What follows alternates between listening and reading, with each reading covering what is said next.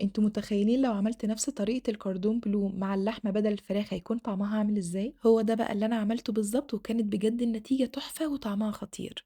استخدمت نص كيلو من اللحمة المفرومة وحطيت عليها ملح وفلفل اسود وتوابل مشكلة او بهارات لحمة، عجنتها بقى كويس مع بعض وحطيتها في التلاجة تقريبا نص ساعة. بعد كده ابتديت ان انا اشكلها، افرد قطع كده من اللحمة زي ما انتوا شايفين، وحطيت عليها شريحة من الروز بيف وقطعة كده من الجبنة الموتزاريلا، ممكن جبنة شيدر، ممكن ميكس جبن زي ما تحبوا.